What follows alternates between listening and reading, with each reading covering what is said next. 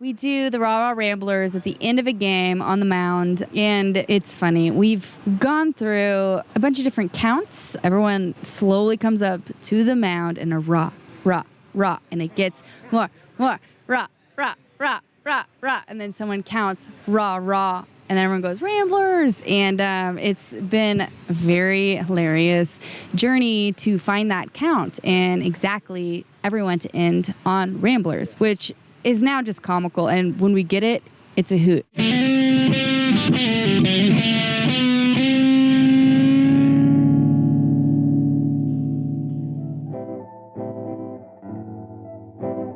That's Jackie Monacle of the East Austin Ramblers talking about orchestrating their team cheer at the end of games.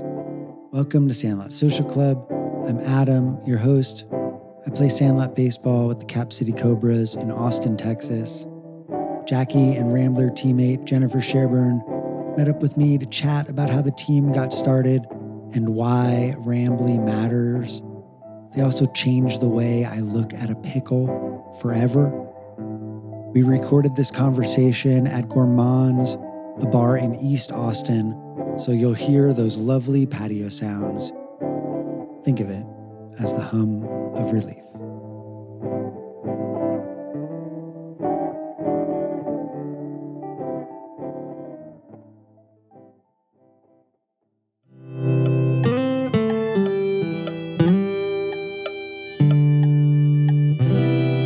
Absolutely. Our Rambly, as we call it. Your Rambly. Our Rambly. Rambly Matters. Yeah. Rambly Matters. What can you expand upon what Rambly is overall? It's our baseball family. It's our baseball family, the Rambler family. The Rambly. Oh. Rambly. It's just a silly thing we say. I really like that. And so spin off of Family Matters, we say Rambly Matters. Rambly Matters. So we'll sign off on our messages sometimes with like a wink face and a Rambly Matters. I like that. Yeah, we've all gotten very close. Yeah. It's so sweet. Very close. Like, yeah, I don't know. I feel like I have like a million brothers. I have a million brothers. And sisters, of course. So many people are so dedicated and so stoked to be a part of the team. And some newer people, we're finding that like everybody contributing to team management in a way is starting to really shine. I think Jackie in particular did a great job of not having too many cooks in a brand new team's kitchen. And now that like we've established a bit of structure, people with certain connections or certain skill sets from social media to sponsorships to all different things, we're just like, okay, let's divide and conquer, and we all contribute and we all respect each other's contributions to it. So there's a nice conversation that's going on to make it happen. Before that conversation got started, there was just a simple game of catch on the street.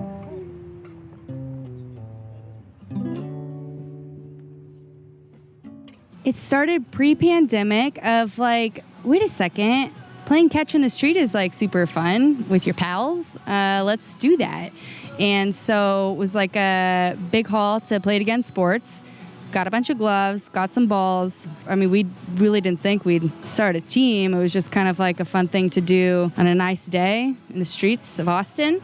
And then it grew. Yeah, I would say like Jackie and one of our mutual friends, Casey, and probably a couple other people were the ones playing catch on the street first. And then I think with the pandemic is when we kind of clung to it a little more and like made it a little more of a regular thing on the field and not on the street anymore, right? Yeah. And so then we started meeting and, you know, along with everyone else, we couldn't really have more than 10 people at a time outside in a group. So we loosely tried to stick with that, but we're in a pretty intense social bubble. So we were comfortable bringing our crowd together regularly. We were having so much fun. We were tired of ghost running these bases, and we didn't know if 3 people would show up or 12 people would show up. Pulling our hamstrings, you know, running way too much when we did. So then I just became super tenacious and annoying on the text thread. Anybody who had a remote interest in playing baseball, whether they had played or not, I added them to the text thread, and I don't know how many people were on that thing, probably 40 people at some point. And then finally that got out of hand and phones weren't syncing up, and some people were just unreliable or just didn't want to be on it. So people that were more regulars, we moved to another type of text thread. And then those people who were more serious knew other people who were more dedicated and who had experience. And so within the first year, we went from playing catch in the street to forming a team. I like that you did the equivalent of throwing people in the baseball pool. You know, like you went up to the side of the pool and you're like, you're in the pool now. Oh, yeah. Yeah, we were thinking of anybody who is sort of athletic, wanted camaraderie, run around. I mean, we definitely keep it fun out there, drink beers, and people can smoke. There's no huge regulations. There was just be nice. Nothing intimidating at first. Yeah. And then over time, it became a little more intimidating for people to just show up at random. Yeah. Unless you really played ball. Or were coming to practices regularly. Definitely. Yeah, and then time went on, and then there were more, folks that came out, mainly dudes who used to play select or grew up playing ball, and they were like feeling it, like getting really excited, and like the competitiveness rose. The folks who were just kind of wanting to have fun were a little intimidated, and then the folks that want to get competitive, some of them dropped off because they were wanting more of that. So trying to find that middle balance of how can we have fun, have camaraderie and banter, still live and still be competitive and play these other teams and get involved and play it the long time. It was a goal to be part of the league. So, I mean, we just crept in there. What is it about regularly getting together that y'all like? I think it's the consistency in, it's just nuts to see. I'll talk personally of like with consistent practice, obviously you get better and then you have more confidence. There's more of this, togetherness of a team. There's more of the team camaraderie, talking about what folks want to work on, what they want to stop practicing because they got it down, like, etc. So I think it just keeps everyone together and tight knit. I think most people just want to play ball too. They just want to be on the field together. Yeah. They just want to play ball, and so they show up. I think it also helps too. Like, there's a natural evolution with any group of people, team. Yeah. And so if people start coming to practices that are new to the team or want to play, it's a good way to welcome new people, or for people who just want to get a feel for it. Well, with that said, so because we had so many people showing up at some point, I think it was like 25, 30 people, to games, where having the regular practice and kind of some basis of like, come to a practice at least once a month, and then you'll get to play, because there's so many people to kind of like wean down and not have a roster of that many folks. And then also, getting used to dues team meeting about like, those sorts of rules, just to kind of keep it a little bit more tight knit rather than like kind of willy nilly. And well, at this point, it's just a nice tool because there are so many dedicated people that you can't just show up and play unless it's like a goof off game completely. And so you can't just expect that. But if we're like working hard to build the field camaraderie, to just have a stray come in can mess up our juju, Yeah. All are welcome, but then just like those little details of like, but come to practice and you'll get yourself a spot on the lineup. Yeah. And more often than not, if you show up to a game, you will end up on the lineup because Totally. someone's tired, someone's hungover, someone's whatever. But if you show up with your jersey on and you're ready to play, you're likely gonna There's get tons on the of field. things to do out there, right? I mean, Base coach. well, and then lives change, right? Like, like sometimes there's a few week period where you're available and you can play a lot, and then sometimes you're gone. We're not on contracts to play baseball, so No, It's getting paid in fun. Some of that fun involved a venture to West Texas for a ball game with the Gallos in Marfa. Jackie and Jen told me about the trip and how the team contended with something they called desert confusion. So it's like another team member who's like, hey, there's this really cool meteor shower going on in West Texas. Why don't we do a game then and double dip there? It's like, absolutely, let's do it. Let's contact the Gallos and see if they got it available. And sure enough, it's like just as easy as that sometimes. Like, so we try to make it a little bit more than the game, and it's like it's a field trip to wherever it is we're a field going. trip. Yeah. Stop at Balmarais like you guys did. Yep, Absolutely. there's one car of us. We went out a day early and spent the day at Balmarais, and then Did you like playing baseball in the desert? We love it. It's very different. Our first game there was last November, and it was cold as shit. I mean, it got down. It was the solar eclipse then, it was hot during the day, that sun. Yes, it was. We didn't have uniforms yet, and I made up uniforms of these long sleeve things with beanies, We and thought it was gonna be only so one person cold. wore it because we were all in tank tops. It was so hot. Oh my gosh, it was so warm. But then got down to 25 at night, of course, desert living. Yeah. Yeah, it was our first time playing the Gallos, and of course out on that field. And oh my Lord, I mean, it was so much fun, but it was very hard. We called it desert confusion. Oh. You know, It's like a phenomenon. We were used to playing night games with the tall boys for the past year, every Friday night. And, you know, we have practice at night. And so we weren't used to the daytime game. And that is tough, you know? Yeah. We were like little baseball vampires out there. Yeah. But, you know, in the desert sun, and the Yankee guys who have become really good friends, you know, they had like bandanas around their noses. They looked like banditos. But they knew how to play the game and not get a bunch of fucking dirt in their home field advantage in a esophagus. way. And so like Home I was field coughing up advantage. dirt. I had dirt in my nose for like a week. It was Whoa. nuts. It was pretty like windstormy that trip.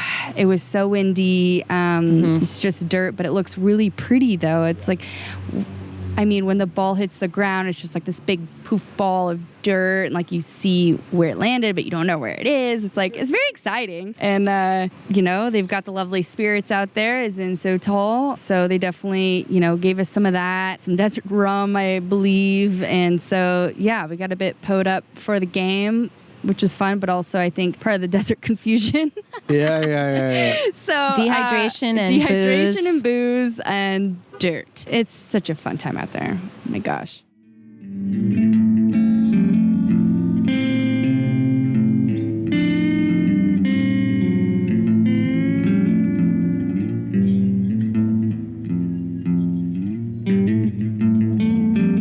It's interesting. I think the support is like none other. I mean, you have, you know, say you have support with your family and your friends and maybe your partners, but partners, hey, or whatever partners. you got. However many partners you got. However you want.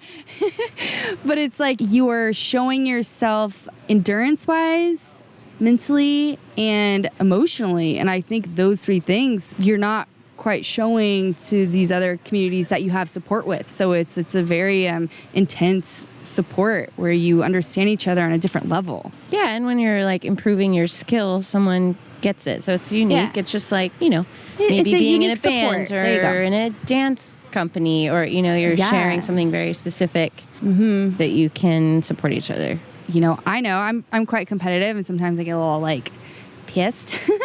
But to know that I have support in that, or can get calmed down, or, you know, like other folks to, you know, hey, let's hip bump or let's chest bump and remind ourselves we're out here to have some fun. Everyone else out here to have some fun, and we're okay. Do you all have team experiences? Did you play sports as a kid? Dabbled in it. I was a gymnast when I was a kid, and then an ice skater, which not a lot of people know about. Hey. But I played track and volleyball. I ran track and played volleyball. And I played soccer, all for short stints during middle school and high school. But yeah, dance became a focus for me in high school and still is. And I'll say Jen has some amazing baseball moves with Dance Incorporated, you know, I think in those moves, which is beautiful. As it should be. I feel like a lot of baseball is dancing. Yeah. You got to know your body so well. Yeah, well, baseball in particular, because I feel like there's like sudden movements. You're not just like constantly running the fields with the entire team. You have to be pretty nimble all of a sudden. Mm-hmm. And so just knowing your full range of motion actually can help you prepare for those moments without killing yourself. And sure. So Survival is a big part of it. yeah. Yeah. Pitchers, like in the middle of their wind-up, that has a very dance-like impression to it, with like Definitely. the leg up, kicking around. I love it. For sure. Yeah. Some of those movements and follow-through movements and sequences of movements are very technical, and they have a result. And so that relates to a lot of dance also. But I see it more in, say, like a pickle, or when you're sliding. Woo-hoo. Because you, as a dancer, an exercise that we do very regularly when we walk into the space is that we walk around the room, we get closer to each other, we get further away from each other, so we understand the space in between each other. And then exercises grow to become more unpredictable, and you still have to avoid each other in space, or dodge each other, or get close to somebody and then be able to react and let them fall through the space around you. And so I think, that there's lots of room in baseball to understand your spatial awareness when you're in a pickle. Yeah. And so I think, there's a lot to work with there. Flash pickle or something like that on a field. Yeah, I mean, it would be awesome. Like, we got this person into a pickle. Let's see what kind of pickle we can get them into. Hey, I love that. I get excited now just thinking about a pickle. It's one of my favorite things to happen. It is just so exciting. Before we closed out, I asked Jackie and Jen what keeps them motivated to continue bringing everyone out to play ball.